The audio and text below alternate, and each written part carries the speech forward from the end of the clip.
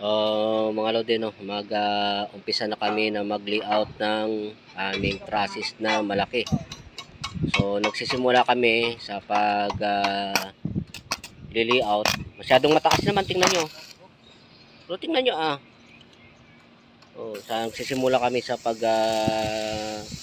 gawa muna ng mga patungan. So itong mga putol-putol na angle bar na D4 ay idudugtong-dugtong muna namin para magawing magawang patungan, no, bago pa tayo magsimula na mag layout. So patungan muna ang uunahin at siyempre meron tayong halos kumpleto na kami, no. May dadating pa na isa na in-import natin.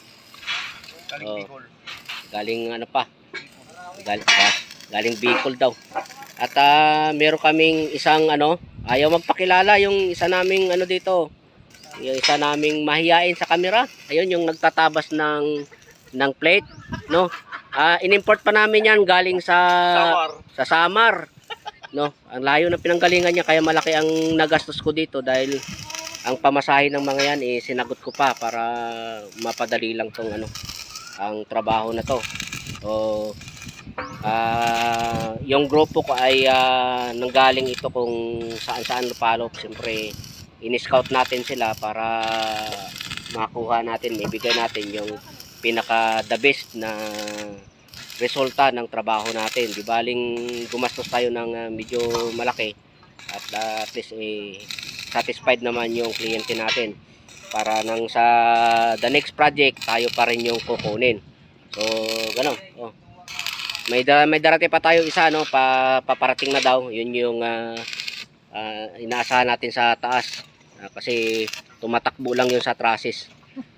So kunting pasilip sa natin sa cutter, no, ayaw pakilala, so mahiyain. O ganoon lang mga lodi, no. Ito lang yung umpisa ng pag-layout ng trusses. Ito yung simula. Then din kayo, maghahanap na kayo ko ng mga mga walang pinturang angle bar, putulin nyo, pumukat kayo ng 50 cm. Yan, pumutol kayo. Bawat isa nito, sa katop, bawat isa nito ay dalawa ang ibabaon. So bilangin nyo kung ilan yung dinudugtong. Kunin nyo yung cut off, sige pwede yun, kunin yung cut off. At yung extension, yung extension na isa nandun sa van, kunin nyo. Saan? Diyan na kayo magputol para kasi ito magpuputol din dito ng mga pang-member mamaya.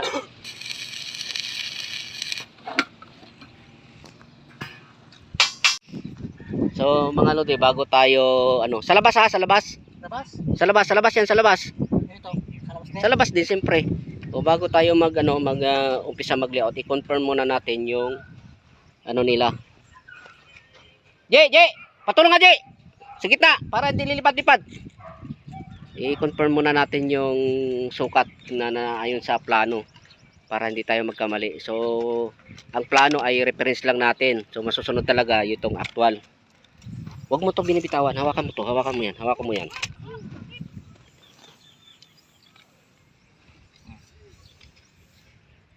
So, tingnan mo. Madi. Ito titingnan mo. Yan. Hila. 80, sige, okay. Parehas ang haba. 1880. 1880 sa labas, pero yung nasa plano 80 lang, ay kuan lang 18 meters lang nasa labas. So lumaki tong nila. Lumaki yung sukat nila. Kasi ang 18 nila sa loob nila kinuha. Di bali, ang masusunod ito yung actual.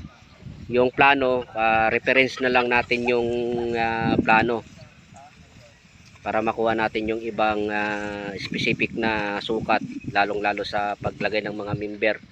Pero ang masusunod dito sa sukat natin ay ito na. Kasi actual na ang yung trusses kasi nito dapat ang tatama na dito sa paglalagyan. So ganun mga lodi, no. Lagi kong sinasabi na wag umasa sa plano, magsukat ng aktual na sukat para malaman kung gaano ka ba katalaga kalaki ang gagawing process. So Kwanji, 1880 yung paa na sa labas, then plus tayo ng 1 meter. 1980. Oo, so papatak ito ng 20.80 yung trusses. 1 meter.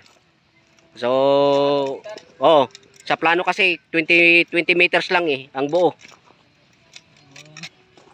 Lumaki sila kasi ang kinuhanan nila ng 18 yung loob. Yan.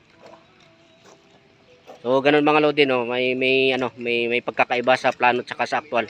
Kasi yung sa plano, labas ay 18 meters. Itong nasa itong kabuuan ng flooring, no. Pero dito ang kinuhanan nila ng 18 meters ay yung nasa loob. Nasa loob yung kinuhanan nila. So nadagdag itong poste ng So dito sila kumuha ng 18 meters, kabila ganun din, no. Loob dito. Ang nasa plano ay nasa labas. Sa labas. So ito 40 cm to Itong laki ng puno ng poste natin, 40 yan. So nadagdag ng 40 sa kabila, 40 din dito, sa kaya nadagdagan tayo ng 80 cm. So ganun mga lodi, no, confirm palagi. Kailangan mai-confirm kung tama ba yung plano o hindi. Kasi ang masusunod talaga dito yung actual na. Dahil kung base lang dun sa plano, ay di pag nagawa nyo, mali na. O hindi na magtugma yung magagawa nyo. Okay, no? Isa sa mga bagay na dapat natin na gagawin, no? Ang kumpirmahin yung tamang sukat. Din sa ngayon, ilalatig na natin. Sukatin nyo to yung gitna. Tape measure na mahaba. Sukatin nyo to yung gitna. Para dyan na ilalagay yung pinaka mahaba natin na kuan. So 18 yan, 1840. So 920 dapat. Dapat? 920 lang, J, 920. 920, hanapin mo 920 diyan. Sa labas na, sa labas. Yan. O dito na ilagay. Yung pinakamahabang yan. Ber, pakilinis mo nga yan, Ber. Pakitanggal mo yan mga yan. Ayan. Sa dulo ng may welding ito 920 lang. 1840 kasi yan Yan, matanggal yan mga yan. Matanggal muna. 1880. 940 pala. 940. Sorry lang, mabuti na may kasama tayong mathematician. Magaling sa sugal. So Totoko, itapatan mo yung ni Randy. Yung dulo ng yan. Iba pa yung gaminaw. Yan. Ito'y konti putong. Yan. Duraan mo nga yan kung saan pumatak yung dura, yun na yun. O yan. O, ang sumunod yan, yung tatlong putol. O, yung tatlong dugtong. Sige na, bitawan nyo na. O, tatkahin na lang. O, baka di kayo matapos dyan. Mas importante. Yung tatlo. Sige, pag i-divide nyo na, hati-hatiin nyo na. Malinis muna yung malinis muna itong mga to. Hindi maday ata na tatay no i-aday mo pa lang no makalatag tayo. Okay na. Sa mga nanonood dito, Tagalog ako pero natututo akong mag Ilocano dahil mga kasama ko mga Ilocano kasi. No, madi makaawat ti Tagalog.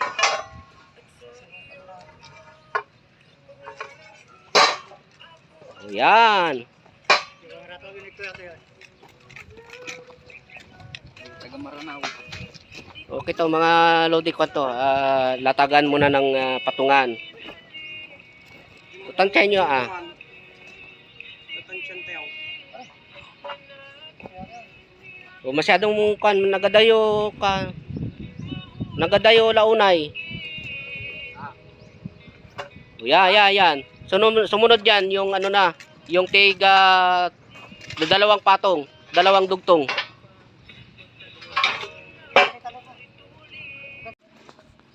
So mga lodi no, after ng pagkonfirma ng sukat natin ay ilalatig na natin itong ano ngayon, itong mga patungan para pagpatungan ng mga angle bar para sa trusses. So yan, pagkatapos nito ay tatansian natin para makuha yung nivelasyon para magiging pantay-pantay yun. Uy, dapat may isa to. Meron pa isa. Nakapatong dun sa kwan. Tapos hanap kayo ng pala kung may pala si Kinit. Mapala yung ano, yung lupa na yon kasi bubunggo yung kwan natin doon trusses. So yun, tatansiyan to. Tapos na matansiyan, kukunin yung saktong lapat ng kwan. Kailangan naka sa tansi ito para pag binuo natin yung trusses natin ay diretso, no? So mga lodi no, start na kami na mag layout no, maggawa ng trusses. So itong may ano to, tinansian na namin to bago ginuhitan. So ayan, may mga guhit no, para diyan tatapat yung angle bar na ilalagay natin. So 1 meter sa likod. So ayan oh, may mga guhit yan oh. Mga guhit. Kwan yan, simula doon magsukat na ng sakto yung actual na kukunin para yung idudugtong dito. Oo, yun. Oo. So lahat yan tinansian muna, ginuhitan para yung mailagay nating ano, itong angle bar ay matuwid. So, siyempre lalagyan pa rin ng mga brace yan para may level yung angle bar para pagka naglagay tayo ng plate ay hindi siya babangking.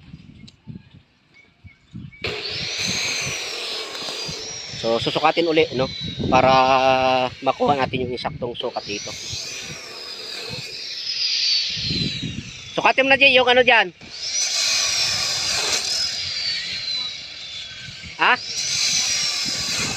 2080. 80.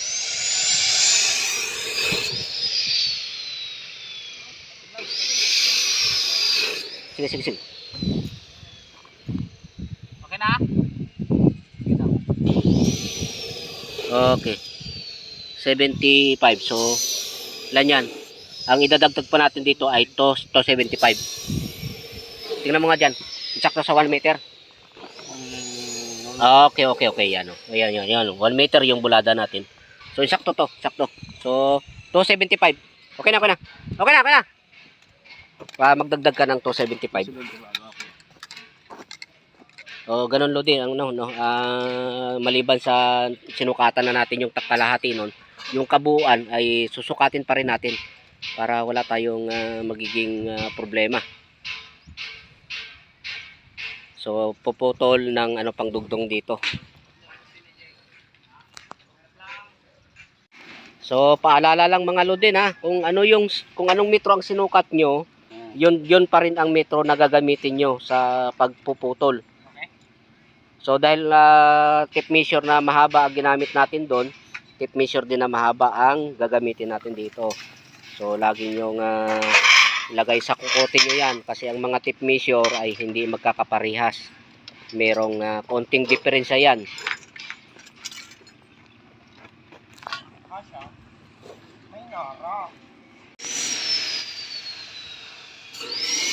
So dito mga lodi no, ito ang wag na wag nyong kalimutan lagyan ng mga ganito no.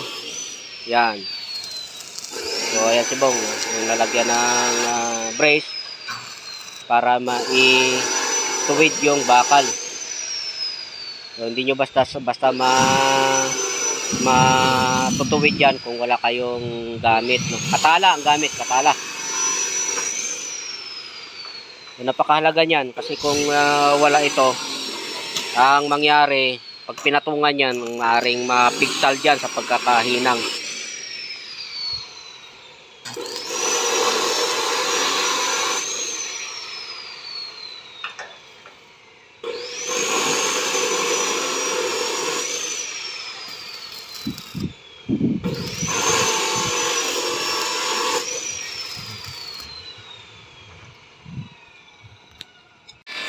So mga lodi no, tapos na tayo mag-layout ng ating trusses no.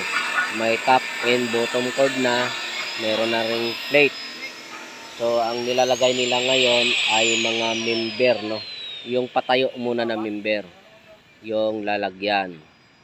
So dito isa lang ang sinukatan dahil parehas lang naman yan.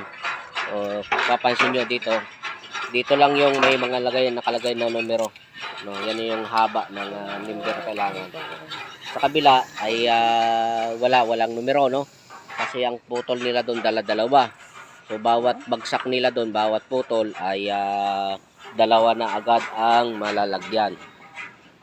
So parehas lang naman ito, kaya isang sukat na lang para hindi na tayo maguluhan. At yan i-welding na. Tingnan nyo yung clearance kung ano. Hindi tayo mahirapan mag full weld. So member nito ay 12.5 din.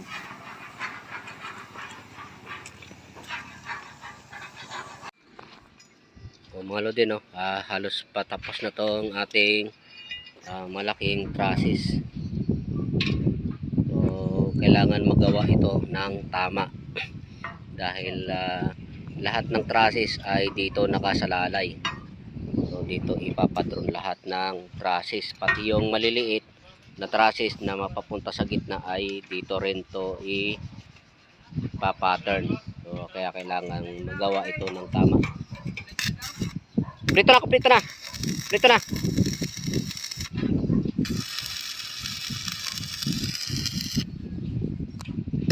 So dito si media lahat ang member nito.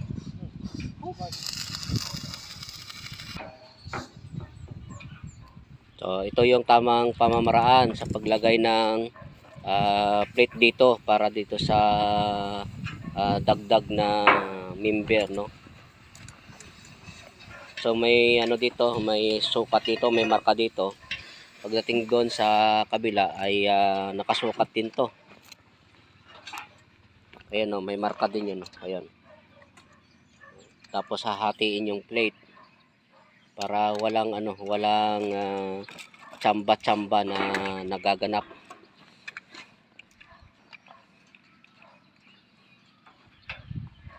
So, mga ano pa pala ito? Mga tupad. Naligaw. Mga kawang gawa to. Oh.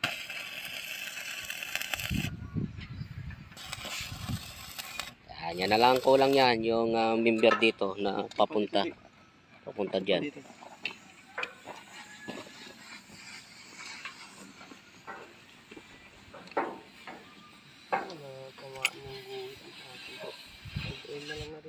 Gitna. May guhit yan, Jay, may guhit. Oh, yun. Kasi bago to i-layout talagang nakaguhit na lahat yung dapat na sukat.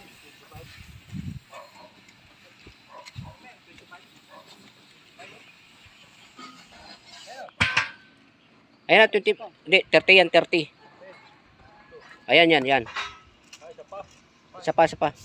So, pati mga plate dito ay, iba-iba klase ang plate dito, iba-iba klase ang sukat.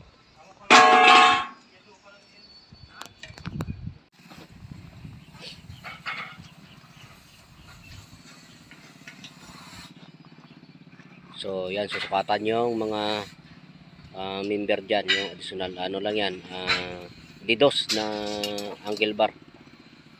So ayan, may mga ano na yan, may mga numero. Yung ano, may sukat naman na. So bali dalawang ano na yan, dalawang angle bar ang puputulin para isang bagsak, dalawa kaagad ang mapuputol. Pares lang ang sukat niyan, kabila.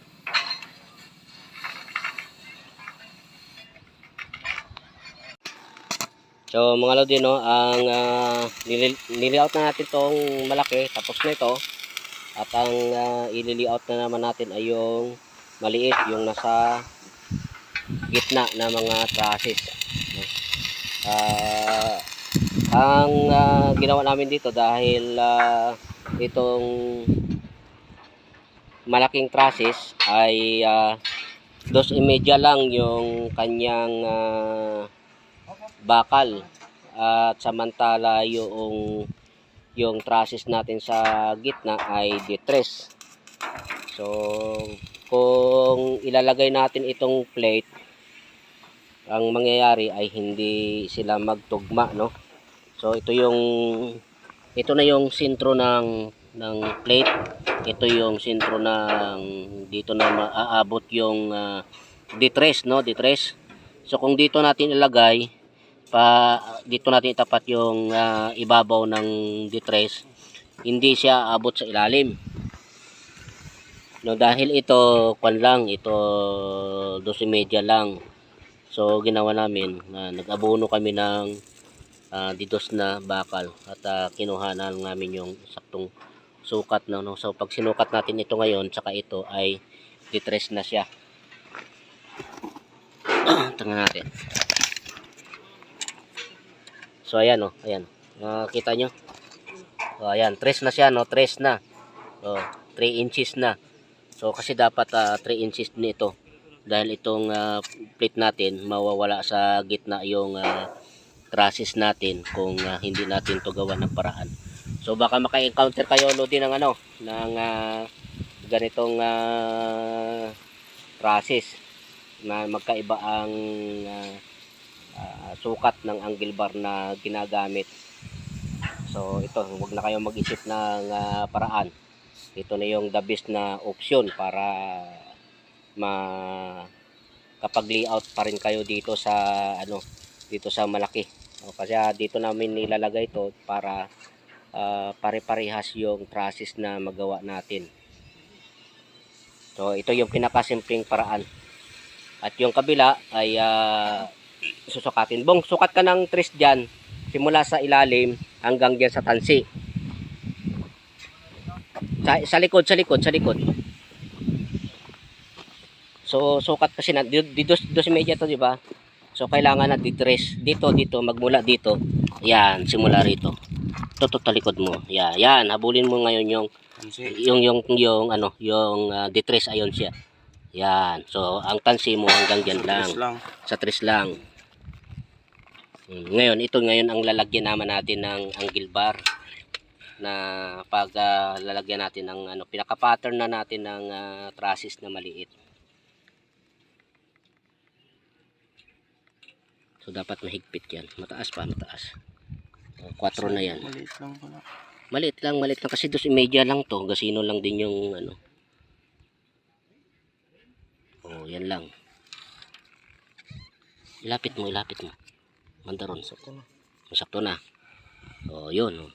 So yung gagawin natin ngayon, itong tansi na to, dito ngayon susunod yang yang iabono natin.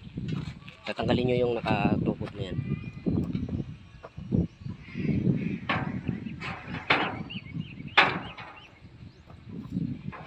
So ang mangyari dyan, hindi tayo pwede magpatong kasi dito, hindi tayo pwede magpatong dito, kakapusin tayo.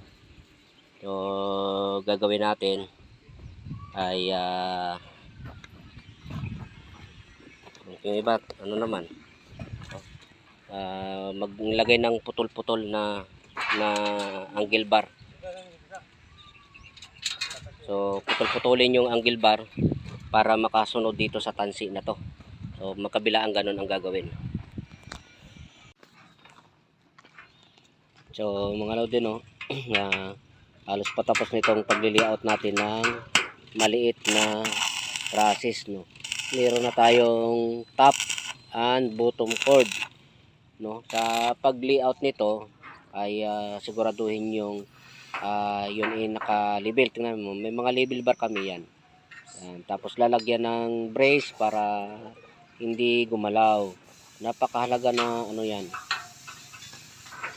Napakahalaga ng naka-label yan para nung sa ganun pag tinayo natin ay hindi siya bingkong. So sa kabila ganun din ang gagawin.